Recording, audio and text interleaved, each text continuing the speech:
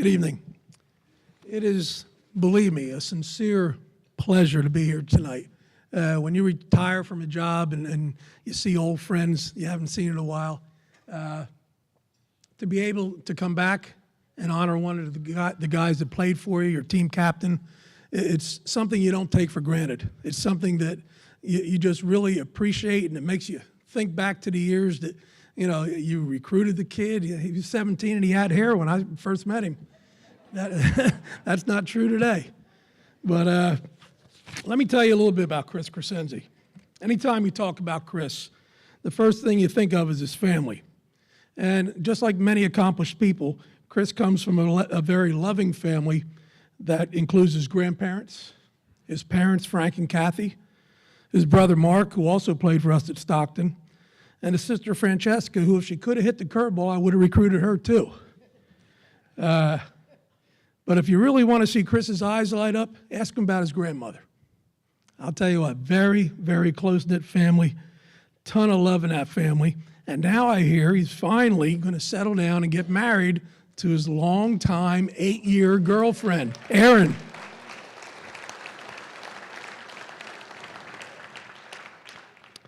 I took over a Stockton team in 2003 that had not won a conference game the previous season. Who couldn't improve on that, right? We went 4-25. I'll tell you what, suicidal. It still is, I think, the worst record in Stockton history. What a way to begin your career. The fact that I'm even here today is a compliment to the people who hired me and gave me a chance. Needless to say, we needed a clean house, bring in a ton of pitchers and catchers, but you try going to highly recruited high school seniors and say, hey, come to Stockton, we're 4-25. Not happening. So you have to go to junior colleges, you have to look at transfers, and pretty much guarantee them playing time. And that's pretty much what happened with Chris. Chris was the beginning of our recruiting efforts. And to appreciate Chris's value to our program, in the 3 years prior to Chris coming to Stockton, Stockton only won 27% of their baseball games. During the 3 years that Chris was at Stockton, we won 51% of our games, and we won the ECAC championship in 2005. I was coaching at a junior college program down the street here, and I went to Pittman to see Chris play. Chris went to a Group 1 Penns Grove High School. Would you have 10 guys in the whole school? Yeah. Very, very small school, very good baseball school. But Chris was a good catcher, but what I really enjoyed watching was him run out a triple. Catchers don't do that. Catchers stop at second base and say, someone else needs to knock me in. Chris ended up going to Wilmington College. I guess I didn't impress him that night. So anyway, it's funny the things worked out. The following year, I left Cumberland County and came here to Stockton, and we had no catchers returning. So Chris called me and said he wanted to transfer from Wilmington College to Stockton, and it made my day. For the next 3 seasons, Chris caught 106 out of 107 games. Now, just to put that into perspective, the only conference in the country that plays 9-inning doubleheaders is the NJAC. And when you only have one catcher, he's catching 18 innings on Saturdays. That's after catching 9 innings on Friday and 9 innings on Thursday and practicing all week. This kid caught every single game for 3 years except for one. And that's where the intangibles come into play. The 3 things that always impressed me about Chris was his love of the game, his hustle, and his work ethic. His love of the game is what pushed him to catch 106 games. Wouldn't have been hard to say, hey, coach, let me DH. Hey, coach, let me play third. I'm sure that's what his dad was thinking because we were chewing up his knees.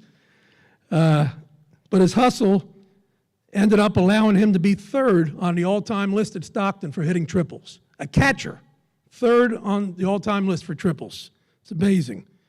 But his work ethic was second to none. After leading our team in hitting in 2003, Chris had a subpar season as a junior. He still led us in every category, but it wasn't a Chris Crescenzi season. In the offseason, he dedicated himself to improving every aspect of his game. During the previous season, Chris had only thrown out 9% of the runners trying to steal on him. Now, Chris will tell you that's the pitcher's fault. It couldn't possibly be the catcher's fault. They didn't hold the guys close enough at first base. However, after changing everything over the winter about the way he approached it, he practiced twice as hard as he ever did. He comes into his senior season and throws out 46% of all runners to try to steal. To put that in perspective, Major League catchers only throw out 25% of the runners. Chris threw out 46% his senior year. I guess the pitchers got better at holding runners on. Is that what happened that time? Okay. Chris had an amazing 2006 senior season. He hit .381, scored 31 runs. He had 48 hits, 8 doubles, 3 triples, 8 home runs, and 39 RBIs. To you non-baseball people, I know that's boring as hell. But to put it in perspective, at the end of this season, he made the all-conference team for the 3rd time in the 3 years that he was here at Stockton. He made the all-region team, which is really tough to do. And that's the 2nd time he had done that. And in 2007, Chris was named the Stockton Male Athlete of the Year. By the time Chris left Stockton, he made the NJAC team all 3 years, the region team twice. He still holds the career record at Stockton for doubles. He's ranked 2nd in career home runs, 3rd in triples, 3rd in RBIs, and he is 6th all-time in career batting average.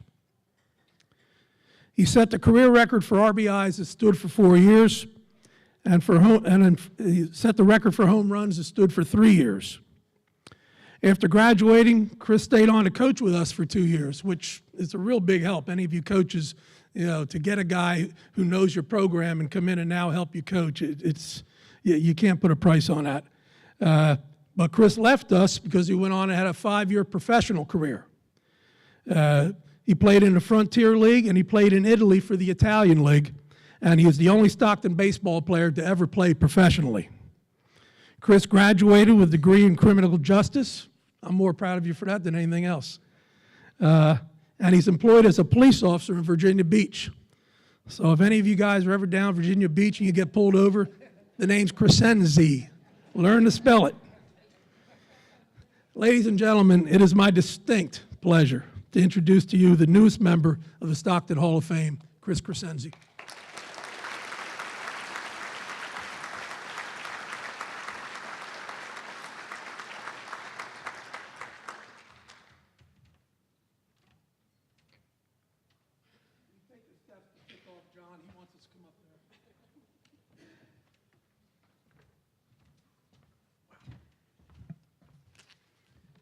Good evening, everyone. Cav, thank you. First off, I want to thank John Heck and the entire Hall of Fame committee for this entire event. It really is amazing, everything that you guys go through to put this together. Thank you. I also want to congratulate my fellow Hall of Fame inductees. Every single one of you have earned this honor. This is definitely a night we will not forget. Being inducted into the Stockton Hall of Fame is an absolutely amazing honor. To have all your hard work and success recognized is truly humbling. For the 3 years I played here, my teammates and myself, we've always left it on the field. It didn't matter whether it was practice or a game. And this award wouldn't be possible without those guys I went to battle with every day on the field. Being on the field, on the baseball field, was my getaway. It was the one place I could be and have absolutely no worries, and that's something I miss every day. I transferred here my sophomore year after things didn't work out at Wilmington College. I believe everything happened for a reason, and I transferred to Stockton just the right time. We had so much talent on the team my first year. Those group of guys helped put Stockton baseball on the map that year. So many people played a role into the person and player that I became. From Little League through college and my professional career, I had numerous coaches and instructors that worked with me day in and day out. And if I could thank every single one of them, I would, but I'd be up here forever. Coach Cav, Thank you for bringing me in and giving me the opportunity to play. You kept pushing me to be a better player, and you would never let me settle. To my brother Mark, we spent countless hours long tossing in the backyard and taking batting practice on the ball field. Thank you, and I love you. To my sister Francesca, thank you for coming out to the games, even though it was torture for you. To my beautiful fiance, Erin, you had the chance to watch me towards the end of my career, and no matter what I do now, you always support me, and I love you. And last but not least, a huge thank you to my parents for their love and support throughout my entire career. From chauffeuring me around, to my dad rearranging his work schedule to make all my games, to my mom making sure I have food to eat between games. I could not have done it without you guys. You're the best parents a son could ask for, and I love you. With that being said, thank you again for coming out, and go Ospreys.